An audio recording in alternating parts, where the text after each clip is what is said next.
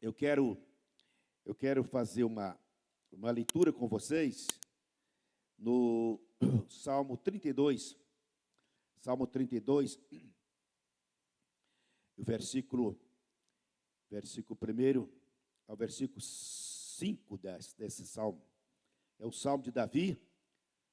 Davi, este rei, este homem que marcou a sua história como um dos maiores poetas da oração, né? Do clamor, das petições, das palavras faladas diretamente ao Senhor. Então, Davi, a gente gosta muito de falar sobre Davi, porque é o homem que aproveitou tudo de Deus, tá? Davi aproveitou tudo de Deus, não perdeu nada do Senhor.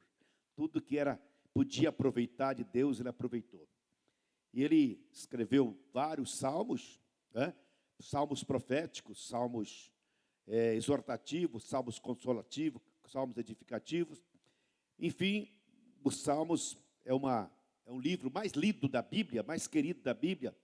E sempre que a gente lê o Salmo, a gente consegue extrair lições, entendimento, explicações para coisas mais pessoais, né? Mais atuais, mais presentes das nossas vidas. Então, o Salmo 32 tem a seguinte expressão sagrada nos primeiros 5 versículos. Como é feliz aquele que tem suas transgressões perdoadas e seus pecados apagados. Como é feliz aquele a quem o Senhor não atribui culpa e em quem não há hipocrisia. Enquanto eu mantinha escondidos os meus pecados, o meu corpo defiava de tanto gemer. Pois dia e noite a tua mão pesava sobre mim. Minhas forças foram se esgotando, como em tempo de seca. Então reconheci diante de ti o meu pecado, e não encobri as minhas culpas, e disse, confessarei as minhas transgressões, e tu perdoaste a culpa do meu pecado. Irmãos, nesta época do ano, nessa época do atual, a gente pregar sobre o pecado parece que está fora do contexto, né? Parece estar fora da preferência da maioria. Mas a matéria, o assunto, a doutrina do pecado, sempre foi e sempre será a doutrina muito presente, muito atual, muito pessoal, muito significativa para todos nós, em todo e qualquer tempo. Então, a razão por que eu invoquei esse texto aqui, porque eu queria fazer algumas considerações sobre a felicidade daqueles que são os seus pecados perdoados. A felicidade, como é feliz. Então, nós temos aqui o salmista expressando, sem nenhuma reserva, como é feliz aquele que suas transgressões são perdoadas e seus pecados são apagados.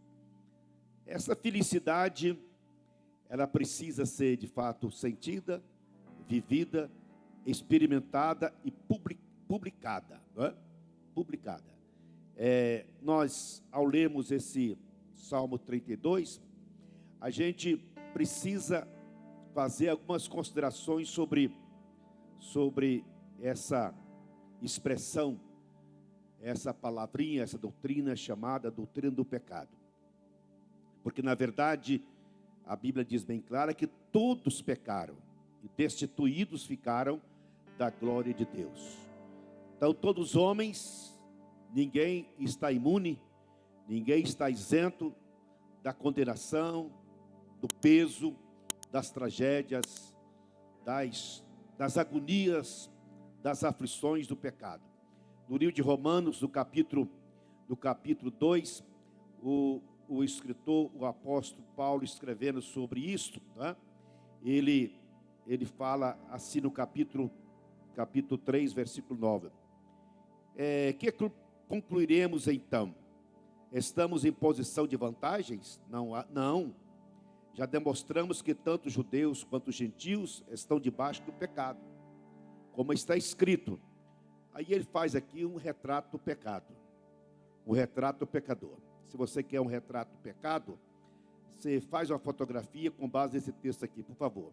Você que é artista, imagina bem, aqui é a fotografia do pecador. Não há nenhum justo, nem um sequer. Não há ninguém que entenda, ninguém que busque a Deus. Todos se desviaram e tornaram juntamente inúteis. Não há ninguém que faça o bem, não há um sequer. Sua garganta é um túmulo aberto, com língua enganam, veneno de víbora está em seus lábios, sua boca está cheia de maldição e amargura, seus pés são ágeis para derramar sangue, ruína e desgraça marcam os seus caminhos, não conhece o caminho da paz, aos seus olhos inútil é temer a Deus. Então essa aí é a fotografia do homem pecador, tá? E do homem pecador. Ruína e desgraça marcam os seus caminhos e não conhece o caminho da paz. E diz ainda, é inútil temer a Deus, porque o meu problema não se resolve de qualquer jeito. Então o pecado, na verdade, é o problema principal de todos os homens, né? De todas as pessoas. O salmista, então, 32, ele vem reportando a doutrina do pecado, e ele fala assim, fala sobre encobrir ou esconder as culpas e os pecados, tornam motivo de muitas infelicidades, de muitas mazelas, de muitas tragédias e muito desgosto. Então, encobrir ou esconder pecado que é comum, que é próprio da pessoa, não auto-reconhecer, esse encobrir ou esse esconder, produz ou gera, portanto, as consequências de infelicidade, de mazelas, tragédias, morte, tristezas e assim por diante. Então, o convite do salmista, o 32, é que quando a gente é libertado do peso do pecado, o pecado é pesado, o pecado tem um peso, uma carga, né? A carga que às vezes não está pesando nos ombros, mas está pesando na consciência. Às vezes não está pesando nos ombros, mas está pesando no coração, na alma. Então, o convite do salmista é que nós não podemos deixar o pecado, as culpas, tornar em nossa vida um fardo, uma fonte de esgotamento das nossas forças, tá? Nossas forças e da nossa saúde, né? O pecado, portanto, adoece o corpo, inferniza a alma e torna o espírito inerte, sem função. Então o pecado, ele traz consequências danosas à pessoa do homem, à pessoa do ser humano, né?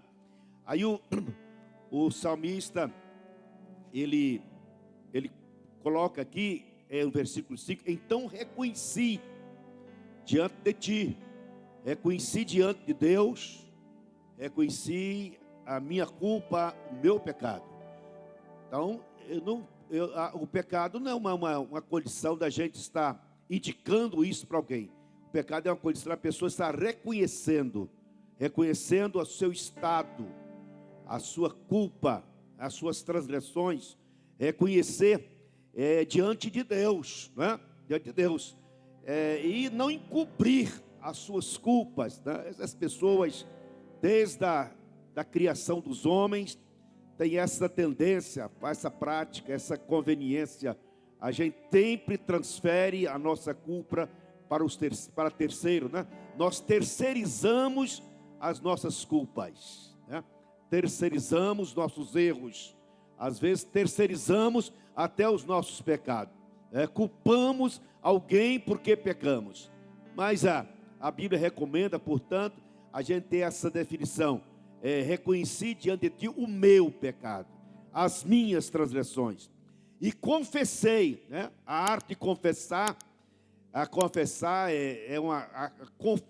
o confessar ainda é uma recurso de solução, de bênção, de reconsideração, de recomeço para todos nós, né? O poder da confissão. No livro de Provérbios, no capítulo 28, versículo 13, nós encontramos assim: quem esconde os seus pecados não prospera, mas quem confessa e os abandona encontra misericórdia.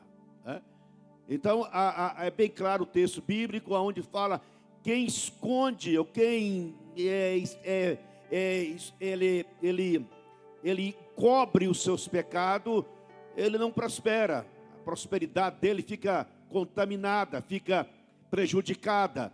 E a prosperidade não é só no aspecto material, mas a prosperidade pessoal, espiritual, emocional, a prosperidade conjugal, familiar e assim por diante.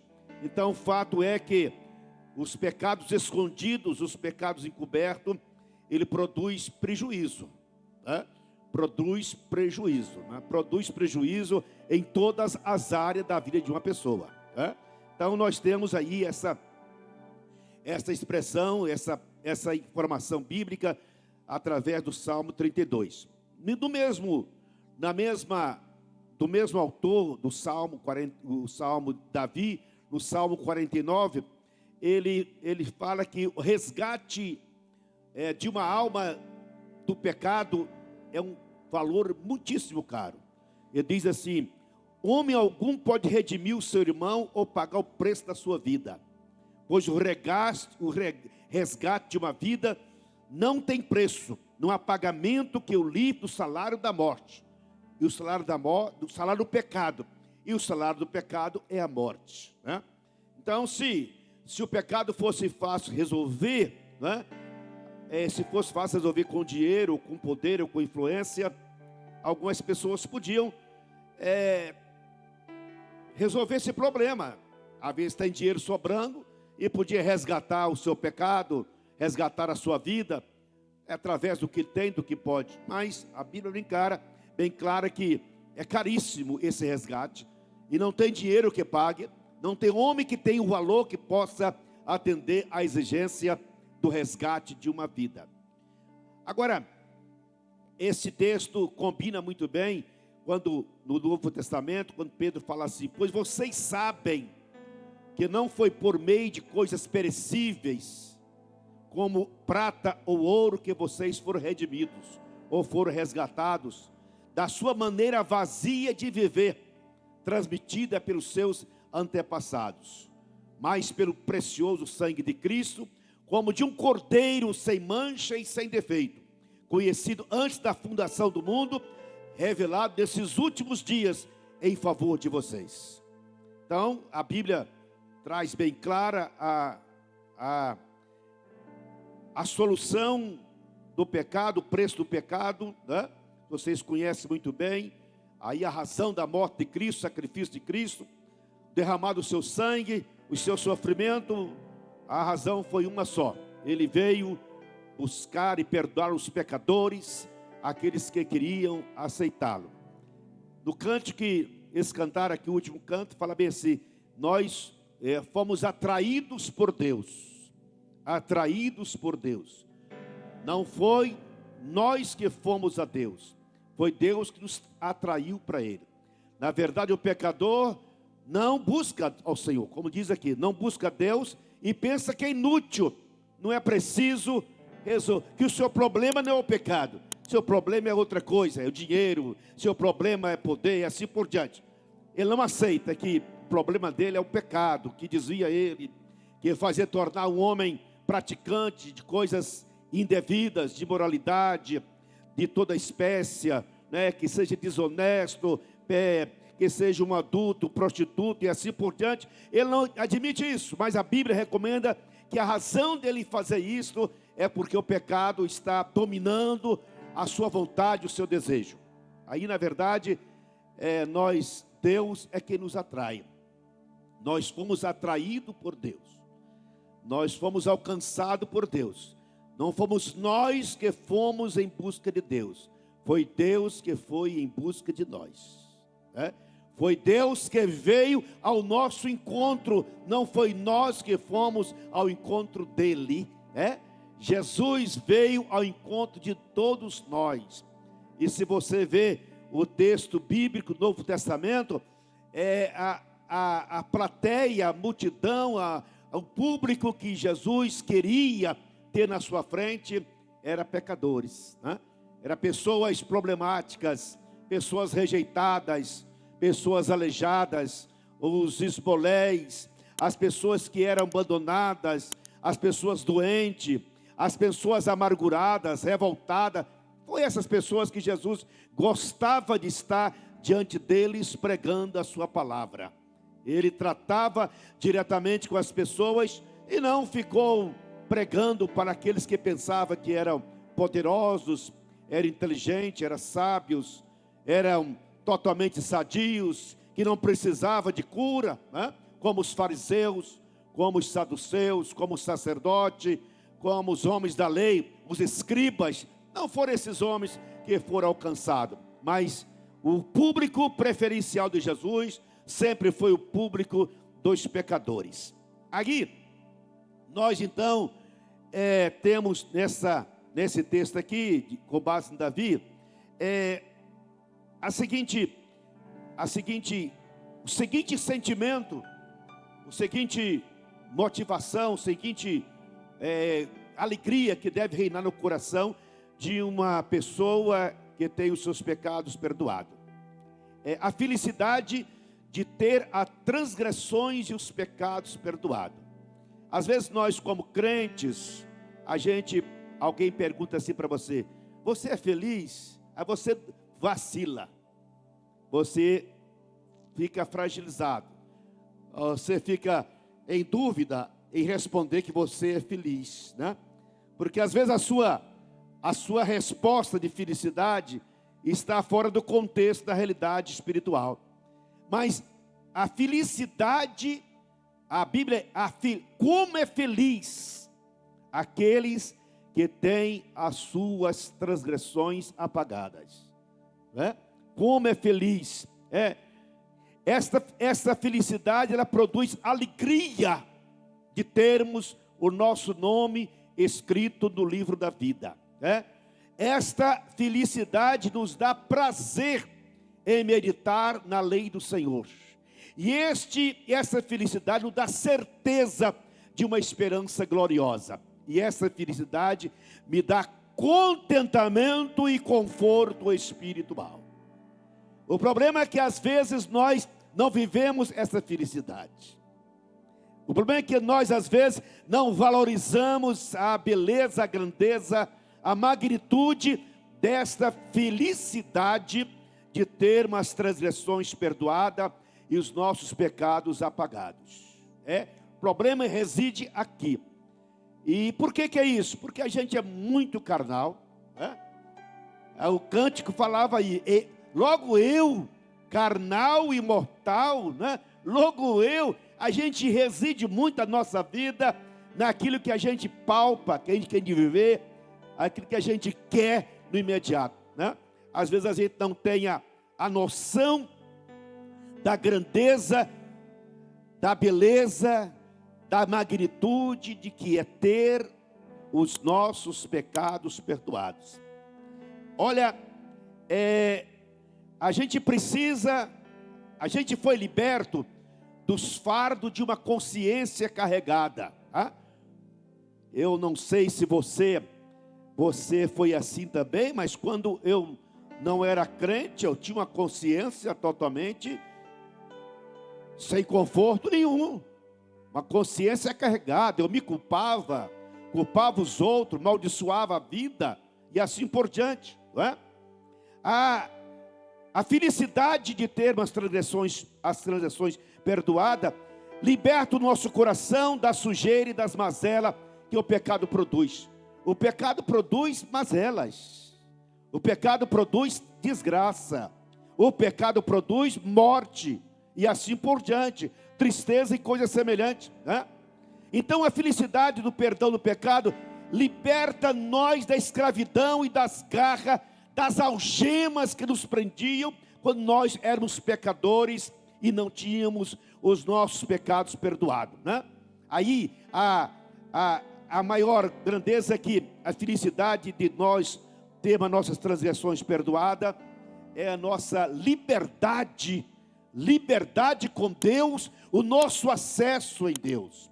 Se tem um código, se tem uma senha, que quando eu vou entrar na presença de Deus, né, a senha é essa: sou lavado e redimido no sangue do Cordeiro.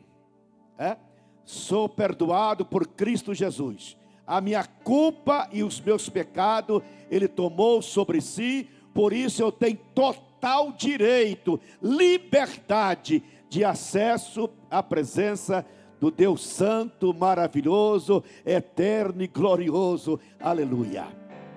Então, meus irmãos, é isso que nós observamos aqui. Aí, quando eu digo assim que Jesus, ele tinha um apreço, uma atenção especial para com os pecadores, no livro do Evangelho de Lucas, no capítulo 15, versículo 1, fala assim: todos os publicanos e pecadores estavam se reunidos para ouvi-lo, mas os fariseus, os mestres da lei, o criticavam. Este homem recebe pecadores e come com eles.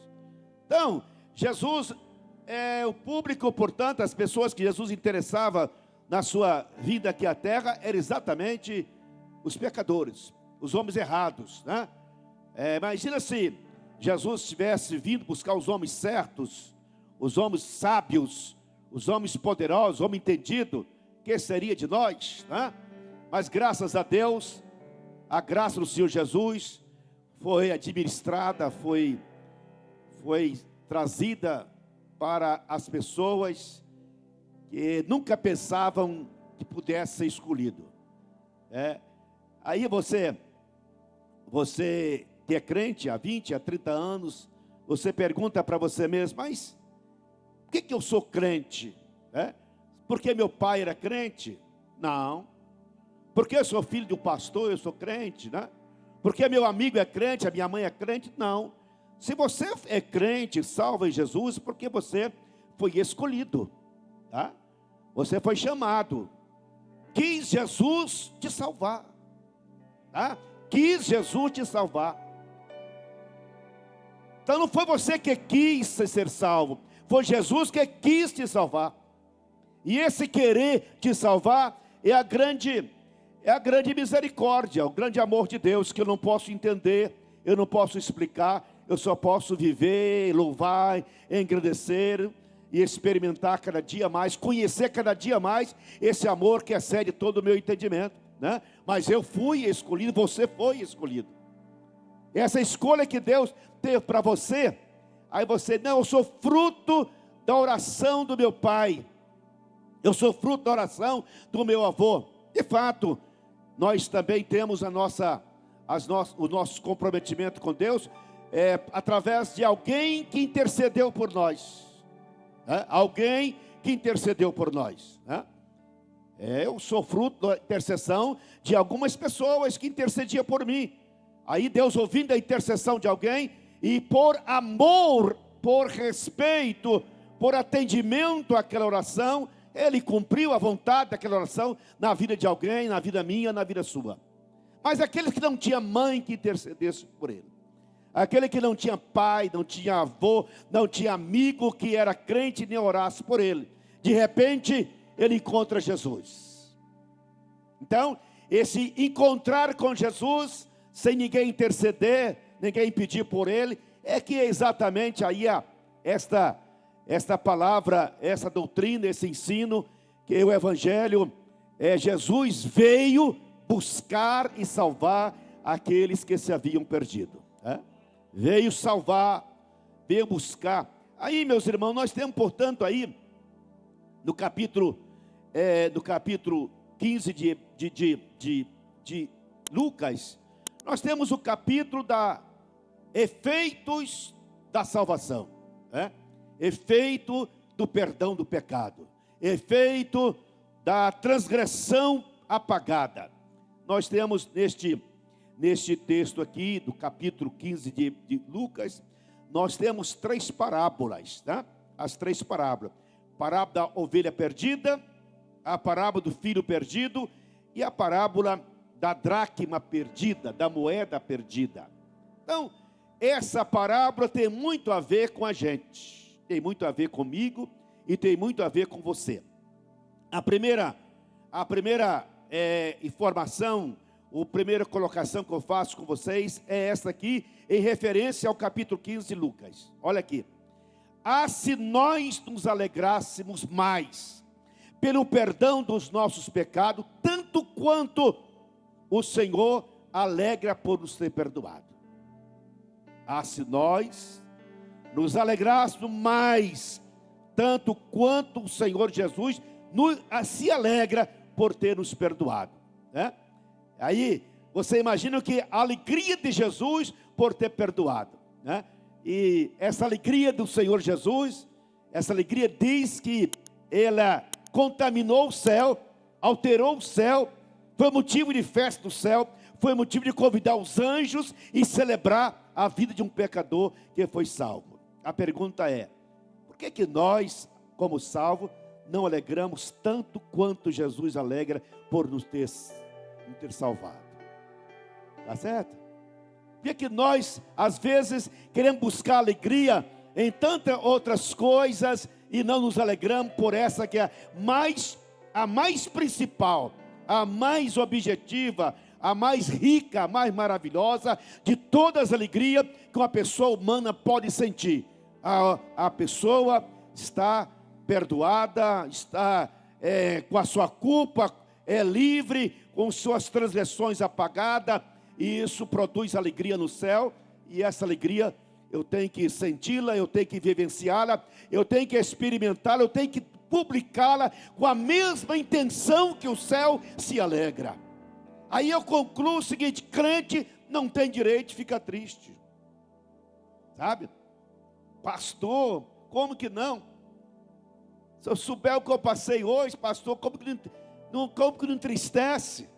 Se eu soubesse o que fizeram comigo, não, pode fazer o que fez, pode fazer o que fizeram com você, ou que intentam fazer, ou o que você está passando, mas nada disso pode ser motivo de ser razão para abafar, para atrapalhar, para apagar, para tornar sem efeito a alegria do perdão dos pecados. Amém? Nada pode ser. O problema é que a gente, como crente, a gente é muito terráqueo ainda. É muito carne. É muito humano. Tá? A gente é muito matéria, sabe? É muito número. A gente é muito avaliado com valores humanos. A gente precisa conhecer o seguinte: quando a gente tem a comunhão com Jesus, através do perdão dos pecados, nós tornamos seres espirituais, sabe? Quem une com Deus é um espírito. Então o crente salvo, ele está acima da esfera da matéria, acima da esfera do que é humano, né? E quando a gente vive a expectativa ou a qualidade de um homem espiritual, aquilo que é material fica em segundo plano, né? Seja o problema, seja o dinheiro, seja a crise, seja a doença, seja o que for, fica em segundo plano. O primeiro plano de um homem espiritual é saber que ele tem a vida com Deus, que ele tem liberdade com Deus, que ele tem acesso ao Pai, que ele tem credenciais para dizer: eu sou filho de Deus e eu tenho total liberdade para falar com Deus e ter comunhão com o Senhor. Amém? Então a gente precisa vivenciar, experimentar essa esfera de pessoas espirituais, né? Porque a gente, pastor, mas como que desvincula isso da matéria, a matéria do espírito? Como que a gente consegue sair dessa domínio da carne, né? Domínio da carne. Como que a gente consegue sair do domínio do desejo da carne, assim por diante? É só viver no espírito, irmão. Mas como viver no espírito? é viver simplesmente desfrutando do contentamento, da alegria de saber que seus pecados são perdoados e que você tem alegria e prazer no Senhor Deus. Agora, veja bem, no capítulo 15 da carta do livro de Lucas, nós temos 3 parábolas. A primeira parábola é a parábola da ovelha perdida, né? Da ovelha perdida. A ovelha perdeu-se. Aí diz o texto que o pastor foi em busca da ovelha perdida até encontrá-la.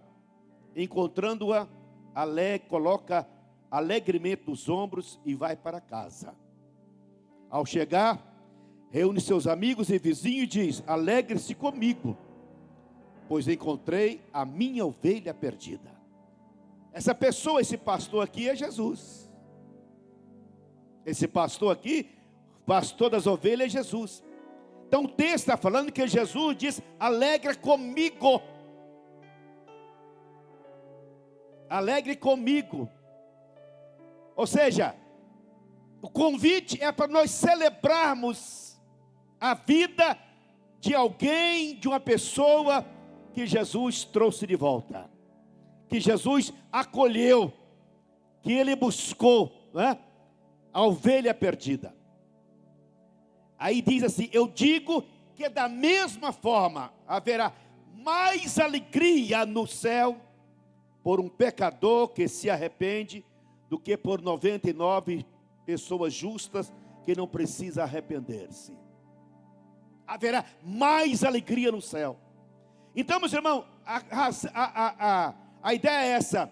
Se a gente tivesse consciência, noção, magnitude da nossa bênção, nossa vitória em Cristo Jesus, nossa vida era uma vida de festa, sabe? Nós tínhamos motivo de fazer festa todos os dias, né?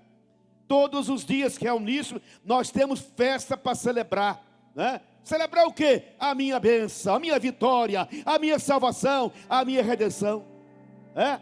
Nós viemos aqui na igreja, né?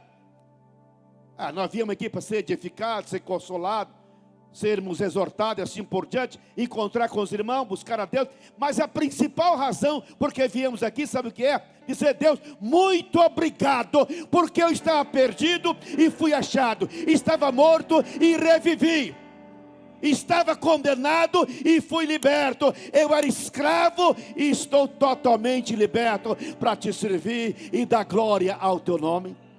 Aleluia! A gente precisa, portanto, encontrar razões pessoais, porque algumas pessoas às vezes vêm na igreja: qual que é o motivo que eu vou vir à igreja hoje? Será que vai ter um pregador lá para falar algumas palavras motivadoras para mim? Vai ter um cantor especial? Não é esta a razão porque aqui a gente vem na igreja. A gente vem na igreja para dizer: graças a Deus, eu te agradeço, Senhor, porque os meus pecados foram perdoados, e eu tenho liberdade para te servir e prestar a ti um culto de louvor e adoração.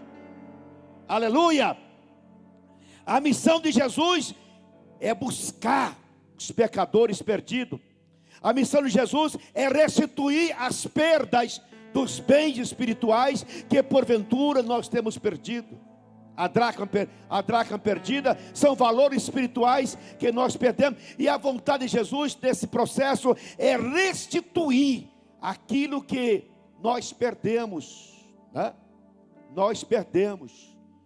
A gente às vezes até tem um exemplo que eu sempre cito assim: se você é apaixonado pela moça, a moça é apaixonada pelo rapaz, aquele rapaz ou aquela moça lhe dá um presente muito, muito precioso, muito, muito marcante, e você guarda aquele presente com muito zelo, e por descuido ou por alguma falha você perde aquele presente.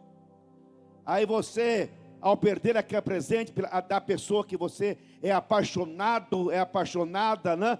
Você agonia, você aflige, você preocupa, você não dorme, você não come, você vai atrás, procura saber como eu perdi, que forma eu perdi, né? E você vai atrás e se puder você procura até encontrar, não é verdade? Aí a aplicação é essa: nós precisamos estarmos apaixonados por Jesus a ponto de perder alguma coisa que Ele nos deu, nós incomodar, não dormir, não comer, ficar agoniado, angustiado e procurar até encontrar aquilo que nós perdemos e fazer uma festa, e fazer um contentamento, fazer um banquete e celebrar. O Senhor restituiu o que eu perdi. Aleluia. São pequenas coisas, irmãos, mas que tem valor tremendo, sabe? Por exemplo, a alegria da salvação é o melhor presente, o maior presente que a gente tem. A alegria da salvação. Davi tinha consciência disso. Davi tinha consciência do que era isso. Lá no Velho Testamento, o homem Davi faz as suas considerações quanto às suas falhas, os seus pecados, né? Pede perdão dos seus pecados. Ele sabe que pode ser condenado, passar por alguma sequela, mas ele fala: Senhor, só uma coisa eu te peço, uma coisa o Senhor não deixe de fazer por mim. Aí 2 pontos: não retire de mim o teu espírito e nem a alegria da salvação.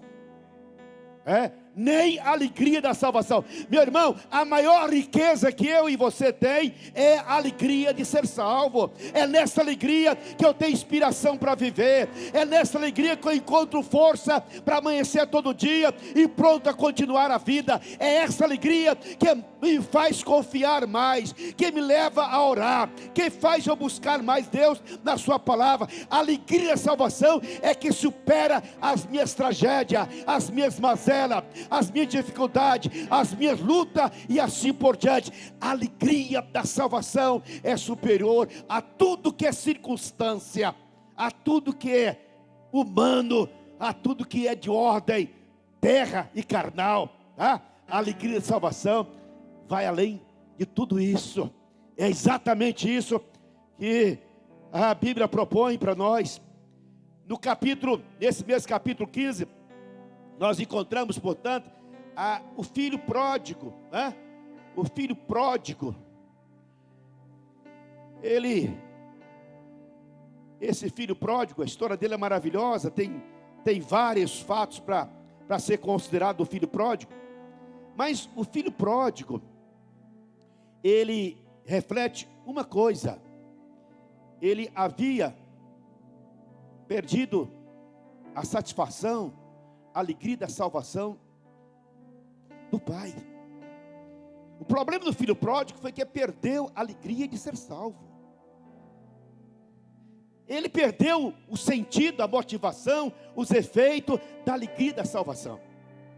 Aí ele pensou: mas não está valendo nada, vou pecar, vou para o mundo beber, vou prostituir, vou aproveitar a vida, gastar o que eu tenho, vou esbanjar enquanto estou vivo. Porque ele perdeu a motivação, a alegria da salvação dentro da casa do pai.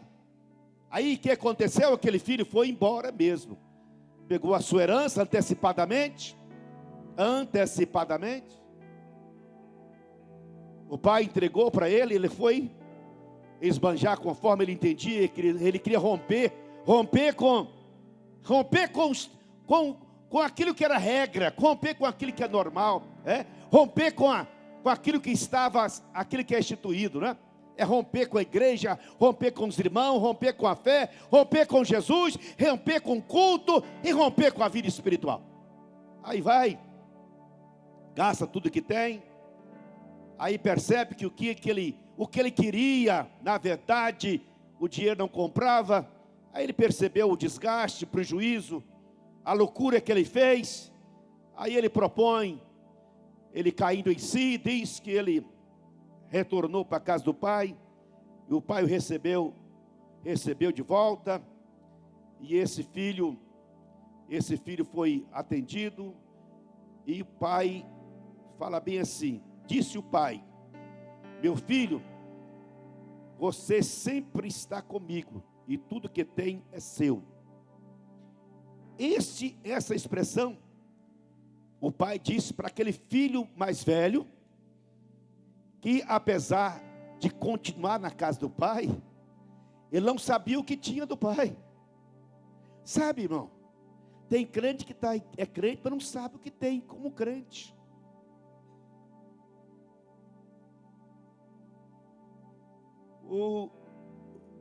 Os nossos juristas aqui presentes sabem muito bem, gente, se o herdeiro chegar para você lá, para fazer uma herança, a primeira coisa que você pede, me dá a relação dos bens. Não é verdade? Me dá, o que você tem? O que você tem, que herança? Me dá a relação. Aí vai contar para ele. Aí você, com base naquela relação de bens que você tem, é que você vai fazer a herança, o processo, né? Mas tem muito crente que não leu a escritura, não foi no cartório de Deus ler a escritura do que ele tem. Tem crente que não sabe, que vive como se não tivesse nada. É difícil, irmão, ser crente sem desfrutar daquilo que ele tem. E eu não daria conta de ser crente só por ser crente.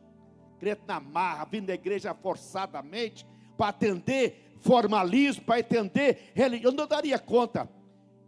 Eu só consigo, depois de tantos anos, vir na igreja todos os dias, todos os meses, toda semana, eu consigo, sabe por quê? Porque eu sei o que eu tenho em Deus. Eu sei do que Deus tem para mim. Eu sei da minha riqueza que eu possuo em Deus. Eu sei da herança que eu tenho no Senhor. E vale a pena eu continuar lutando, trabalhando, esforçando, porque o que eu tenho em Deus é coisa tremendamente maravilhosa, que furta o entendimento humano e que vai além de todo pensamento, toda ideia do homem aqui na terra. O que eu tenho de Deus é maravilhoso. O filho, esse outro filho, apesar de ser um filho, estava na casa, mas não tinha consciência do que tem. Irmão, tenha consciência do que você tem em Deus. Você tem salvação, você tem alegria, você tem direito aos céus, você tem vida eterna, você tem acesso ao Senhor, você tem a fé, você tem a graça, você tem o amor, você tem a misericórdia, você tem o perdão, você tem a presença, irmão, você tem os dons, você tem a liberdade, você tem a mente de Cristo, você tem o coração, no seu coração o amor de Deus derramado, você tem o seu nome escrito no livro da vida, você tem uma herança no Senhor, você é co-herdeiro de Deus, e você vive a vida ainda opaca, vazia e triste, não conforme com este tipo de vida, porque você tem que alegrar com aquilo que você tem e aquilo que você é em Deus, o seu glorioso Pai Celestial. Amém? Agora veja bem, meu filho, você sempre está comigo e tudo que eu tenho é seu. Este filho aqui não tinha consciência do que ele tinha com Deus. Aí o segundo filho fala assim: mas nós tínhamos que celebrar, tínhamos que fazer festa, a volta deste teu irmão e alegrar-nos, porque ele estava morto e voltou a ter vida, estava perdido e foi achado.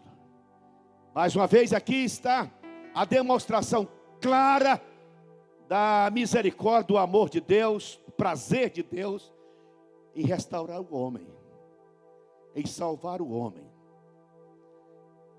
E esse texto aqui, do capítulo 15, essa última parábola do filho pródigo, está inserido nesse texto aqui uma doutrina maravilhosa, que eu acho que é o mais precioso recurso da vida salvífica, que é o direito de recomeçar. Se não pudesse recomeçar, não é? Se a gente fosse salvo, não tivesse direito mais de errar, não tivesse direito mais de cometer nenhum desatino. Cometeu um desatino, corta o pescoço do caboclo. Teve algum tempo que a gente fazia o seguinte: o que ele fez? Exclui ele, deixa ele entrar na igreja não. Chega na porta da igreja, tranca a igreja, manda ele embora. Vai para entregar ele para o Satanás.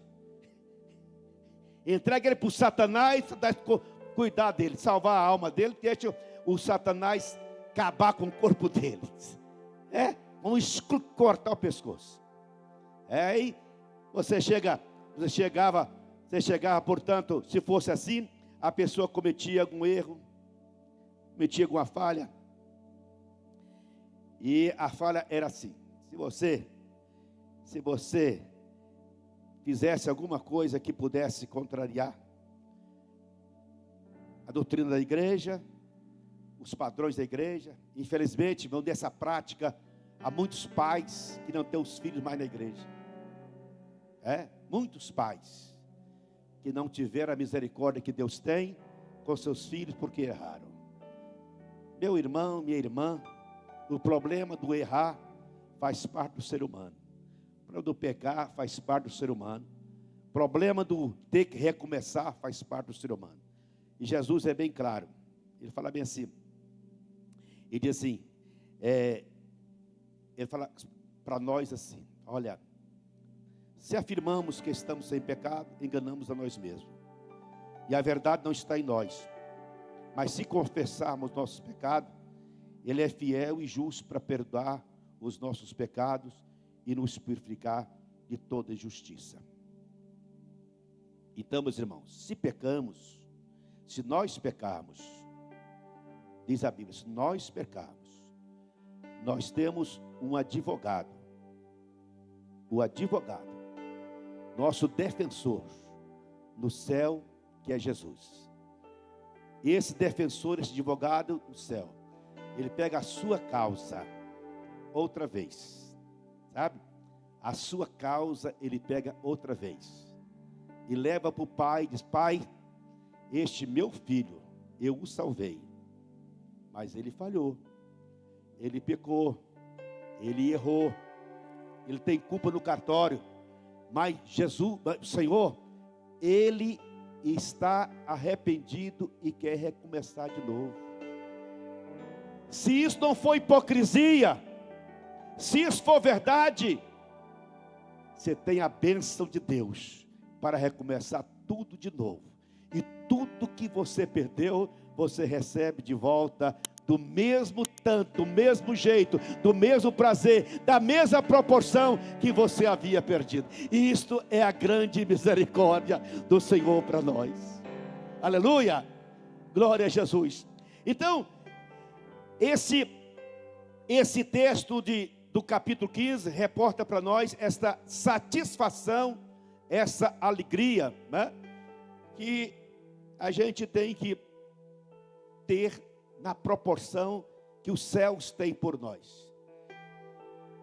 Seria muito, se você, por exemplo, você tem muito prazer em receber uma pessoa na sua casa. Quando a pessoa chega na sua casa, você faz festa, faz bolo, faz churrasco, manda buscar pizza, manda comprar refrigerante, põe a mesa e você: olha que prazer eu te receber aqui. É aquele camarada, aquela pessoa, mostra um semblante indiferente. Aquela alegria não contaminou ele. Aquela alegria não motivou ele a também ficar alegre. Não é muito incômodo? Não é muito incômodo? Irmão, isso que eu quero dizer para você entender. Você tem que corresponder à mesma alegria que Deus tem por você. Sabe? Vou contar para você aqui uma coisa, você nunca esquecer. A coisa mais assim, interessante para Satanás é o crente triste. Eu acho que o crente triste, Satanás bate palmas. Porque no pensamento de Satanás, não está você, está Jesus. No pensamento de Satanás está assim: mas esse camarada, Jesus salvou ele, e ele está triste ainda, vou acabar com ele, vou cirandar com ele, vou destruir ele. Aí você dá lugar, através da sua alegria, não ter cumplicidade com a alegria do Senhor Deus, da alegria para a sua tristeza tornar uma tragédia, uma guerra, uma mazela, uma tristeza maior na sua vida. Concluído, meu irmão, nesta oportunidade, nesta noite, eu volto aqui no Salmo 32, só para nós reportarmos aqui o que Davi escreveu. Então, se nós fizéssemos um culto assim, vamos fazer um culto hoje, culto de celebração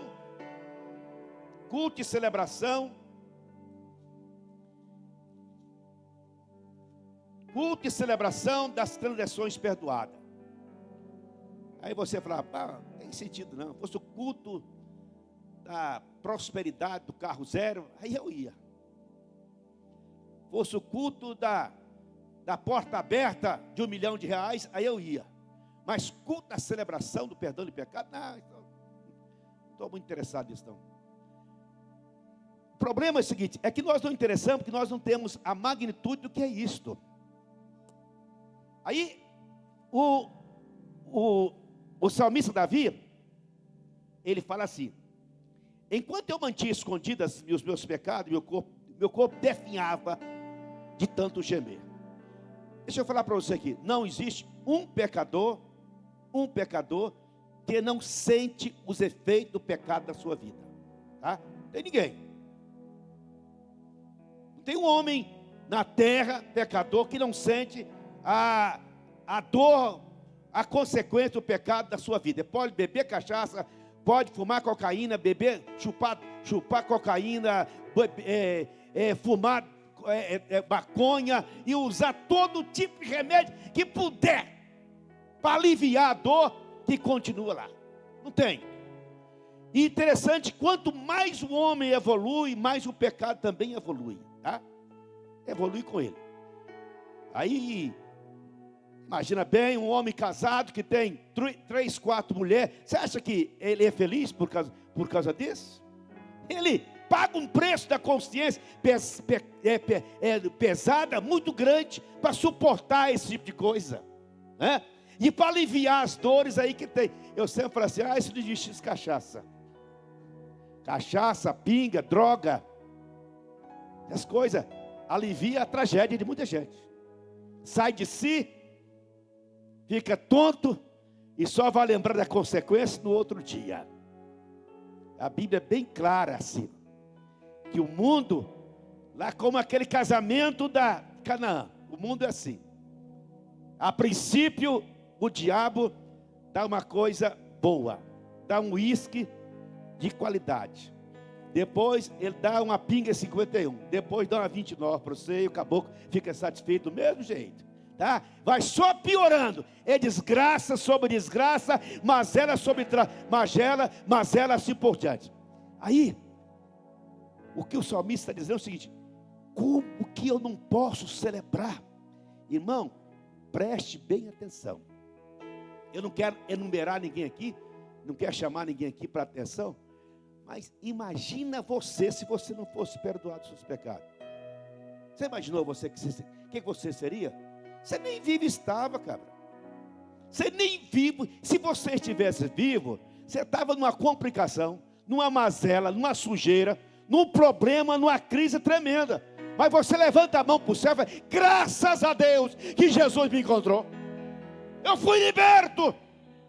Eu não vivo mais a maneira que meus antepassados me ensinaram eu andar, mas eu vivo na liberdade de Cristo Jesus.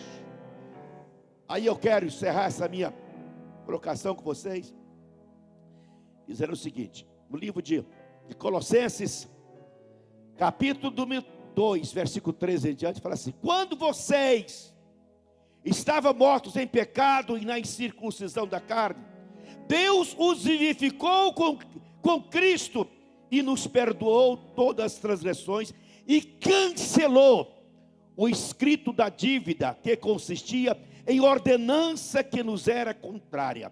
Ele removeu pregando na cruz, e tendo despojado os poderes e as autoridades, fez deles um espetáculo público, triunfando sobre eles na cruz.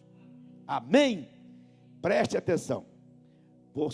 Nós tínhamos uma letra promissória protestada do cartório de Deus. Impagável. Nós tínhamos uma promissória protestada no cartório de Deus. Dívida impagável. Dívida que não tinha dinheiro que pagava. Jesus, quando morreu, viu, Felipe? Quando Jesus morreu, ele foi lá no cartório de Deus, pegou aquela conta sua, que você não dava conta de pagar, e trouxe para ele. E crucificou com ele, na cruz do Calvário, e diz: toda potestade, toda autoridade espiritual, saiba que o Felipe agora é perdoado, ele está limpo do pecado, e está livre para servir a Deus e dar glória ao nome dele. Aleluia! Vamos ficar de pé, vamos celebrar a alegria da nossa salvação. Antes de nós cantar a música aí, eu queria cantar, dá para cantar aquela aí? Logo eu, vem cá, cadê a Laura, por favor, chama a Laura lá. Vamos cantar aquela. Essa música foi proposital, parece que o Adib escolheu propositalmente para a mensagem de hoje, né? Logo eu, né? Você vai meditar nessa música, como você está inserido nessa melodia e nessa mensagem de hoje, tá? Mas depois de cantar essa música, eu quero que vocês deleitem, festejem, façam uma festa, façam uma celebração pela alegria da sua salvação, tá? A alegria de você ter o nome escrito no livro da vida, o contentamento e o prazer de vocês ter acesso ao Senhor Deus, né? Esse contentamento, esse conforto que a salvação lhe dá. Enfim, você não tem direito de estar triste diante do Senhor. Você não tem triste de estar diante do Senhor com seu semblante caído, tá? Passando o que você estiver passando, você tem motivo, sobejos, de olhar para o céu e dizer: muito obrigado, louvo o teu nome, engrandeço ao teu nome, porque grandes coisas o Senhor fez por mim, por isso estou alegre. Diga assim: grandes coisas o Senhor fez por mim, por isso estou alegre.